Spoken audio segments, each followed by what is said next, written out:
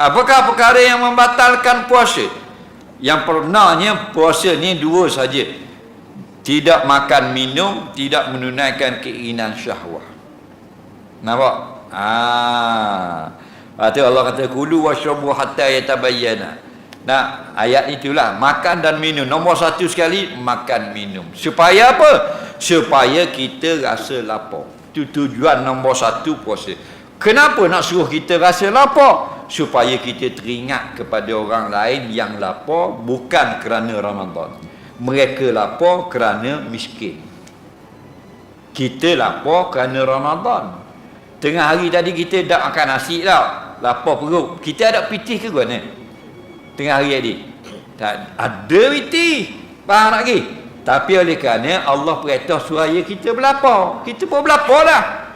Tapi ada orang lain 12 bulan dalam setahun mereka tak makan. Kerana apa? Kerana tak ada pitih. Jadi kita biar ingat tiap orang. Nampak? Kalau tidak 12 bulan tak ada puasa, tak ingat orang langsung. Faham? Dalam ingat pun tak ingat. Faham lagi? Jadi supaya kita ingat bahawasanya selama ini Allah beri kelebihan kepada kita, tidak kepada orang lain dalam keadaan lapar, kita boleh makan, cuma kita berlapar semata-mata taat pada perintah Allah. Itu tujuan dia. Okey?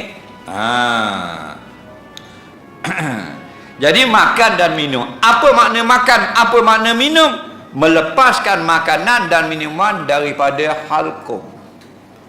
Nah, kalau kita belajar tajwid, huruf halak, huruf yang makhraj dia itu, kalau kita jumpa dengan huruf itu, dia tak boleh dengung.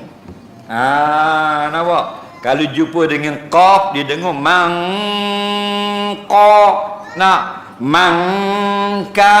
Tapi kalau ada hamzah, lepas nun mati ada hamzah, takkan man amana.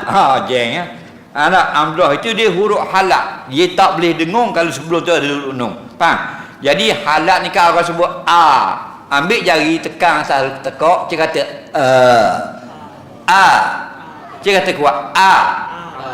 Amno. Contoh nah. Jangan politik. Situ nak sebut okey. Jadi telang lebih tu panggil telang tu makan dan minum. Situ batal. Faham? Jadi kalau kita ambil sesuatu bubuh dalam mulut, nampak? Tak batal. Nabi kata barang siapa yang berwuduk, siapa yang berwuduk, nampak? Dan dia istinsyak, masukkan air ke hidung, wala tubaligh, jangan berlebih-lebihan. Kenapa? Takut air gelecoh masuk dalam batin, batal. Jadi menunjukkan masukkan air madmadah ke mulut berkoma tidak batal, masukkan air ke hidung istinsyak tidak batal. Cuma Nabi pesan kalau kamu puasa antakuna shaima, bahawa kamu itu sedang berpuasa, la tubaligh, jangan berlebih-lebihan. Jadi menunjukkan yang batal telan. Okey? Telan. Batallah puasa. Itu hak kalau kerongkong kita. Jadi ulama sebut 4 rongga terbuka jangan masukkan sesuatu. Mulut, hidung, telinga dan kemaluan. Mata tidak. Telinga ni jangan sampai ke otak. Mana ambil air curah dalam telinga sampai berdengung kepala. Itu dah masuk ke batin, batal. Sekadar kita korek jari dalam telinga gatal atau guna putih kapas cotton bud kerana gatal, tidak lepas had batin, tak batal lagi. Faham? Korek hidung ni tak batal. Korek hidung, kalau ada hajat gatal hidung kita, harus kalau saja-saja korek makruh, tak batal. Kerana apa? Kerana yang batal paling kurang ulama fiqh kata lepas pada tulang hidung. Mana ada orang korek hidung sampai ke tulang? Bukan korek dengan screwdriver. Itu baru batal.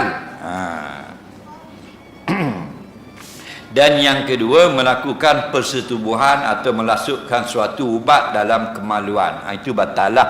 Walaupun tak jalan berubat. Cuma dia batalkan sebab berubat, tidak berdosa.